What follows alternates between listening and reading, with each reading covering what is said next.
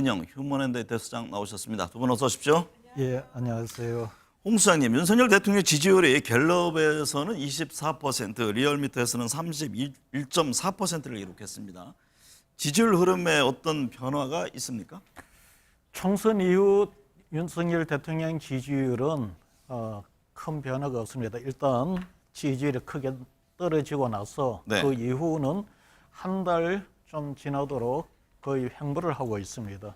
뭐 좋게 표현하면 지난주에 이야기했듯이 하방선은 굳히겠다. 더 이상 하락하는 현상은 막았지만 한 달이 지나도록 반등을 하는 그런 기회는 찾지 못하고 있다.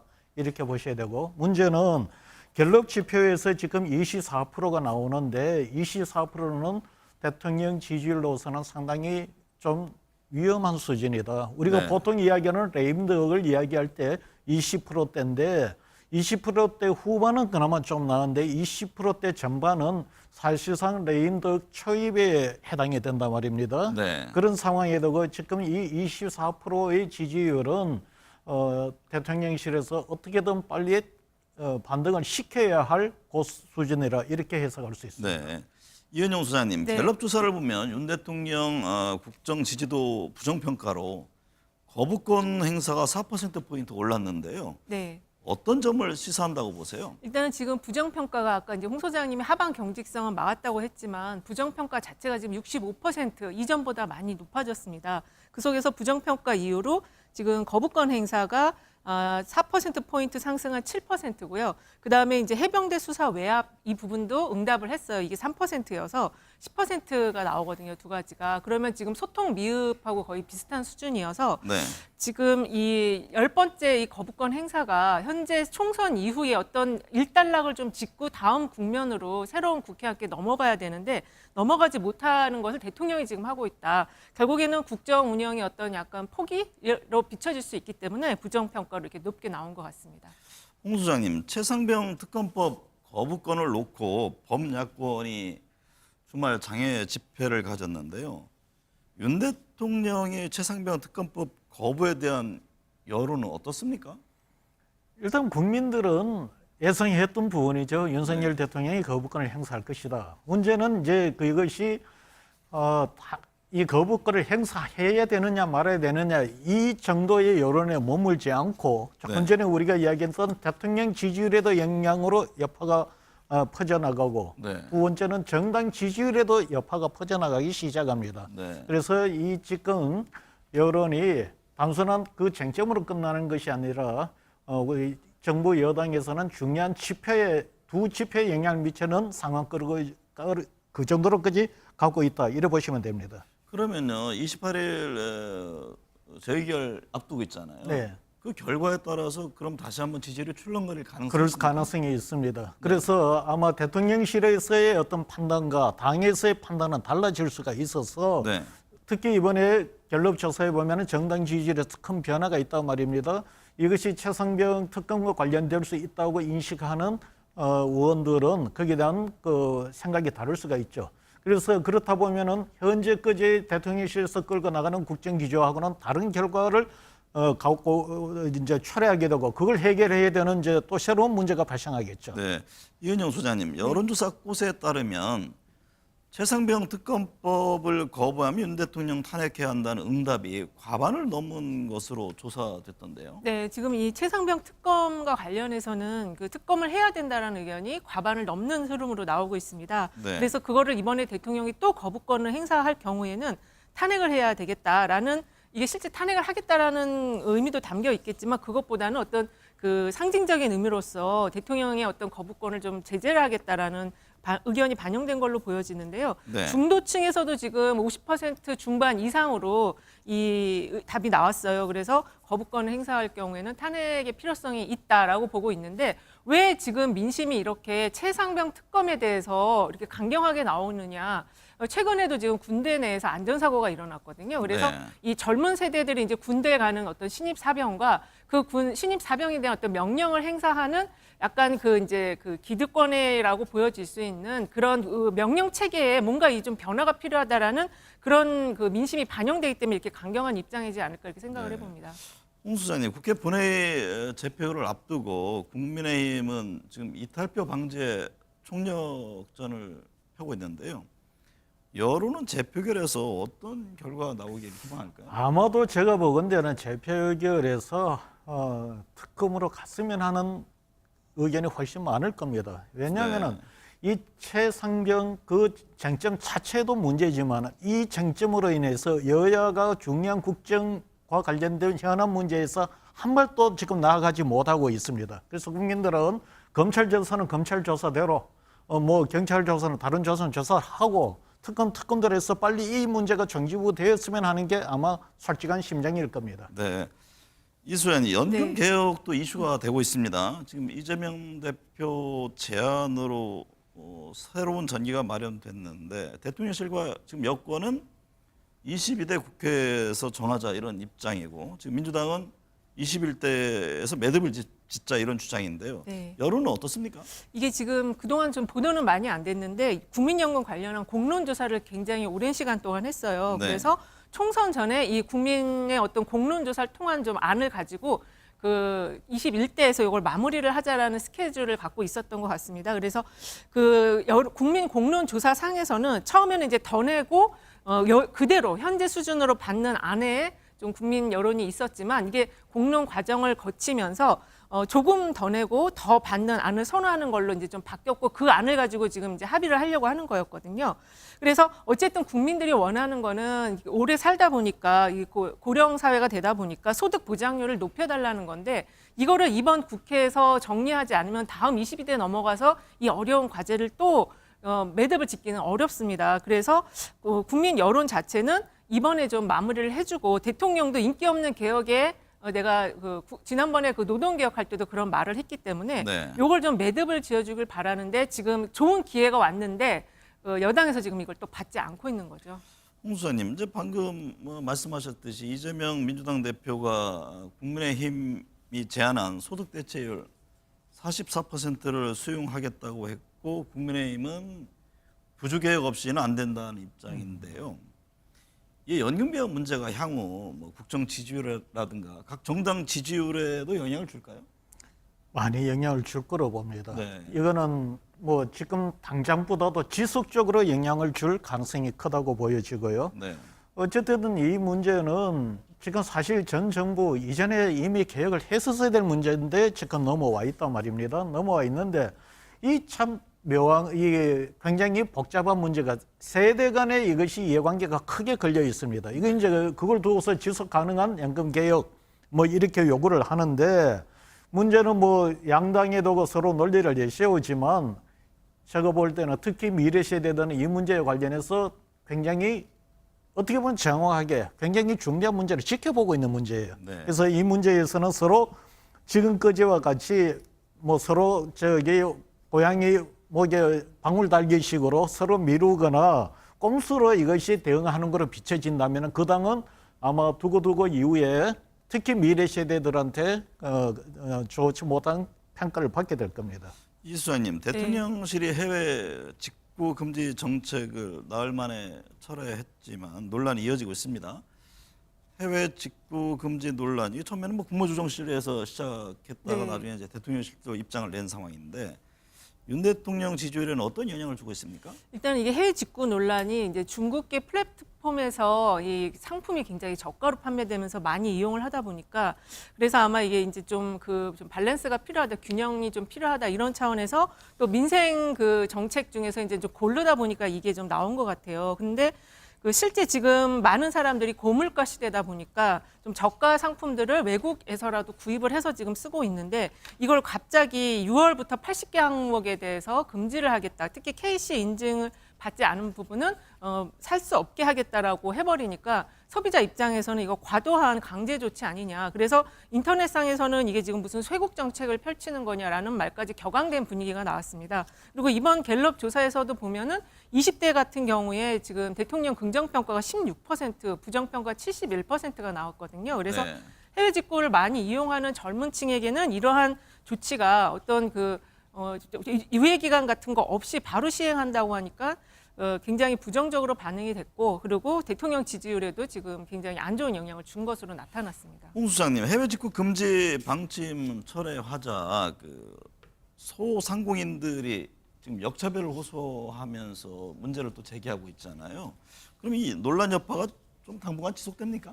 제가 볼 때는 이게 아마 당분간 아니고 앞으로 계속 지속이 될 겁니다. 네. 지속이 되는데 그 가장 큰 이유는 이제 국내에서 이해관계를 놓고 보면은 소상공인들과 소비자 계층. 그런데 소상공인들은 이미 제가 볼 때는 5, 60대 이상의 층들일 것이고 이 직구를 많이 이용하는 세대는 20, 30대 층이니까 층들이겠죠. 그 세대 간의 이해관계도 있고 두 번째는 문제는 이 중국에서 이런 문제가 되는 게 직구가 미국의 직구와는 문제가 큰 문제가 안 되었는데 네. 중국의 어떤 그 플랫폼을 통한 직구가 지금 문제가 되고 있는 거예요.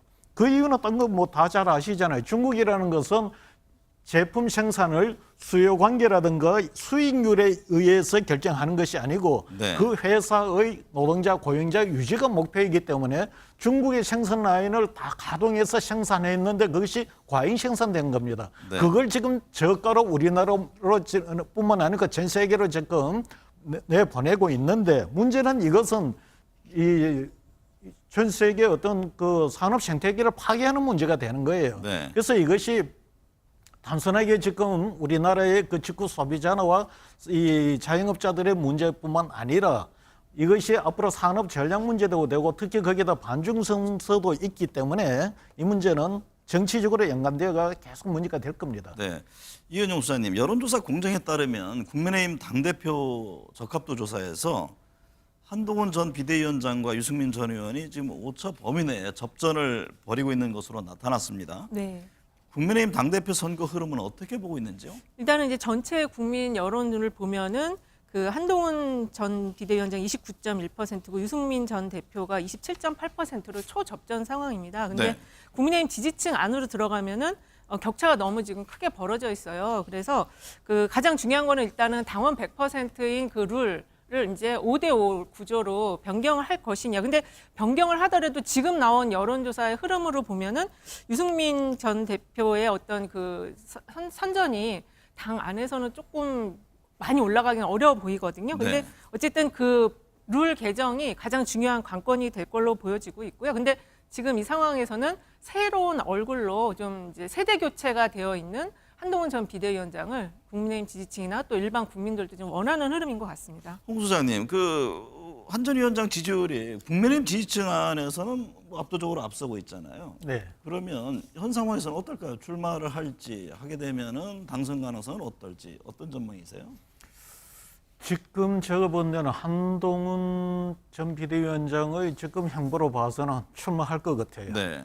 출마를 하는데 지금 여론조사를 보면은 이 당심과 민심 놓고 보면은 당심에서는 압도적으로 앞섭니다. 네. 그리고 민심에서는 민심을 어떻게 반영하느냐를 놓고서 볼 텐데 예를 들어서 소위 말하는 역선택을 하지 않는 방식으로 한다면은 유승민 전 의원과 비슷하고 만약에 역선택 방지를 하는 구도로 이 그 민심을 반영하면은 그 역시 민심도 한동훈 전 비대위원장이 앞섭니다. 네. 이렇게 그냥 여론조사만 보면은 누가 봐도 이거는 한동훈 대표가 나가면은 이기게 돼가 있습니다. 그러니까 제가 본 데는 판시 분석에서도 앞선다고 보고 네. 제가 한 2년 전에 현 정부 출범할 때 그때 아마 이 프로그램 걷는데 나와서 그때 물었던 게 한동훈 법무부 장관이 나중에 대통령 선거에 출마할 거다 안 할 거다 그걸 한번 여쭤본 것 같아요. 네, 맞습니다. 저는 그때 했던 이야기가 200% 출마한다라고 이야기했습니다. 네. 왜냐 차기 대권 주자에서 지지율이 한번 그렇게 나오면은 본인이 이미 그런 위상이 올라가면은 주변에서 가만히 두지를 않습니다. 네. 지금도 이미 한동훈 대표는 전 비대위원장은 본인의 정치 운명을 본인이 결정하는 것이 아니고 한동훈을 둘러싸고 있는 네. 이미 어떻게 보면 친한동훈 세력 그룹 이들에 의해서 움직이는 부분도 있기 때문에 제가 보건대는 그 모두 한동훈과 그 세력의 이해관계를 놓고 본다면 당대표를 지금 나오리라고 봅니다. 네. 이 수사님, 민주당 상황 보면요. 여론조사 공정조사를 보니까 이재명 대표 연임 41%, 새로운 인물 48.4%가 나왔는데요. 네. 민주당 당대표 지금 이재명 대표 연임 분위기가 강해지는 상황이잖아요. 네, 그렇습니다. 민주당 지지층 안에서는 79.7%가 나와서 전체 값인 15.0%보다 5배 이상 연임을 해야 된다라는 의견이 높게 나오고 있고요. 네. 또 조국혁신당이란 지지층이나 뭐 이쪽에서도 연임을 해야 된다고 59.7%가 나와서 어쨌든 지금 기정사실화되어 있는 분위기이긴 한데 지역별로 볼 때 이제 서울하고 충청권이 연임보다는 이제 새로운 인물 의견이 더 높게 나왔어요. 그래서 네. 요거는 이제 향후에 이재명 대표가 연임을 해서 당을 끌고 나가더라도 이 중도층에 대한 표심 관리가 상당히 좀 필요하다 이런 결과를 보여주는 여론조사가 나왔습니다. 홍 수장님, 민주당 지지율이 갤럽에서는 1%포인트 상승했고 리얼미터에서는 6%포인트 하락했는데요. 민주당 지지율 상황은 어떻게 보고 계세요? 아마 민주당에서는 굉장히 곤욕스러울 겁니다. 네. 지금 특검 문제라든가 여러 가지 상황에서 놓고 볼 때 현 정부 들어서서 지금까지 현 정부의 그 용어로 빌자면은 전 정부 적폐청산 이런 과정에도가 계속 수세에 몰려 있었습니다. 네. 그러나 이제 지난 총선에서 이번 총선에서 대승을 거두고 특검까지 몰아붙이고 있는 상황이라면은 국민의힘에 비해서 민주당의 지지율이 우위를 점해야 됐습니다. 네. 5분에 이제 갤럽에 되고 역전을 해서 한 2포인트 정도 앞섰지만은 지난 2주 전에 이제 갤럽 조사했을 때는 그는 4%포인트 뒤졌습니다. 네. 이게 지금 선거에서는 의석수로 따지면 거의 뭐 배 가까이 앞섰고 또 저기 득표에서도 4%, 5% 가까이 앞섰는데 정당 지지율에서 지금 앞서지를 못한다는 거죠. 그러면 이건 무슨 이야기가 하면 현재 적어도 최상병과 관련해서 최상병 그걸 특검해야 되느냐 말아야 되느냐를 놓고 본다면 국민 여론에서 앞서는데 네. 민주당이 최상병 이런 문제에 집중하는 것에 비해서 민생이라든가 다른 문제에 대한 어떤 이 집중 또는 중요도 부분에서 다른 부분이 안 보이다 보니 민주당에 대해서 국민들이 좀 이게 좀 실망한 부분이 이런 식으로 지지율로 반등으로 나타나지 않는 거로 네. 나타나지 않나 이래 보입니다. 이은영 수사님, 네. 지난주 김건희 여사가 169일 만에 외부 공개 활동을 시작했는데요. 네. 미디어 토마토 여론에 따르면 응답자 63.6%가 공개 활동에 대해 반대하던데 그러면 김 여사의 공개 활동이 대통령 지지율에도 어떤 영향을 줄까요? 이게 지금 김건희 여사에 대한 공개 활동을 자숙해야 된다라는 의견이 63.6%인데 이거는 김건희 여사 그 초기 시절부터 비호감도와 비슷한 숫자고요. 네. 그리고 70대 TK 보수층에서도 자숙하고 활동을 좀 자제했으면 좋겠다라는 의견이 40% 중후반이 나와요.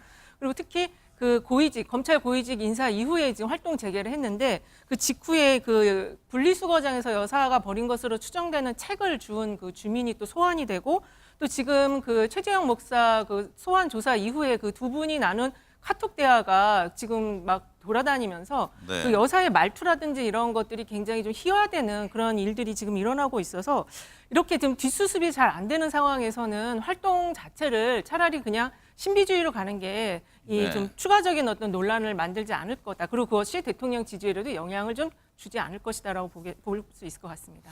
홍 소장님, 문재인 전 대통령 회고록에서 김정숙 여사의 인도 방문을 두고 영부인 단독 외교라고 언급한 대목에서 정치권 논란인데요. 여론조사 공정을 보니까 외교다, 관광이다 의견이 양분되는 것으로 나타나고 있다고 하네요. 제가 이런 여론을 두고서 프레임 여론이라고 표현을 하는데 진영 간의 관계, 정치적 이런 어떤 그 입장이 반영되는 것은 현재 진보 보수의 그 지지율이 그대로 반영이 네. 되어서 예를 들어서 진보 진영 민주당 세력과 국민의힘 보수 진영 세력의 지지율이 이 그 평가가 완전히 갈려버립니다. 그와 네. 또 관련해서 중도층이 그와 관련해서는 한쪽으로 편을 들어주면 되는데 이런 문제는 예를 들어서 전 대통령 그 영부인과 형 김건희 여사와 관계가 계속 논란이 되다 보니까 중도층도 그와 관련해서는 나뉘어져 버립니다. 네. 그래서 정치적에서 공방이 벌어지면은 여론상으로라도 일단 좀 이 평가가 되어서 정리가 되면 좋은데 여론도 분열이 되고 있는 모습입니다. 네. 이 소장님, 노무현 네. 전 대통령 추도식에서 문재인 전 대통령이 이재명 대표와 조국 대표, 김경수 전 도지사 이야기를 나눴잖아요. 네. 야권 통합을 강조한 걸까요? 어떤 정치적 의미로 보세요? 근데 굉장히 여러 가지 의미를 해석하는 그런 의견들이 많이 지금 나오고 있더라고요. 근데 네. 기본적으로는 일단 잊혀지고 싶다고 했지만 그래도 후견인의 역할은 하겠다는 의지를 좀 밝힌 상황인 걸로 보여지고요. 그리고 그 여사님과 그 따님에 대한 지금 뭐 수사들이 진행이 되는 그 시점에 이런 추도식 행사에서 이제 차기 주자들로 보여지는 차기 주자가 될 수 있는 사람들에 대한 그 메시지, 연대해서 성과를 내라는 메시지를 낸 것에 대해서 조금 부정적인 의견도 좀 있는 것 같습니다. 하지만 그래도 이 진보 진영 안에서의 그 어른으로서의 역할, 후견자로서의 역할을 하겠다라는 그런 정치적 의미가 있는 행위로 좀 볼 수 있을 것 같습니다. 이번 주는 어떤 걸 눈여겨봐야 할까요? 이번 주에 가장 영향을 미치는 뭐니 해도 28일 날 재산부 특검 국회에서 해결 특검이 문제. 어떻게 될 것이냐 문제가 있고 30일 날 이제 22대 국회가 출범을 하게 됩니다. 네. 그러면은 이제 22대 국회가 지금까지는 선거 결과 위에 처음에는 안 나섰는데 네. 아마 제일 쟁점이 될 겁니다. 네.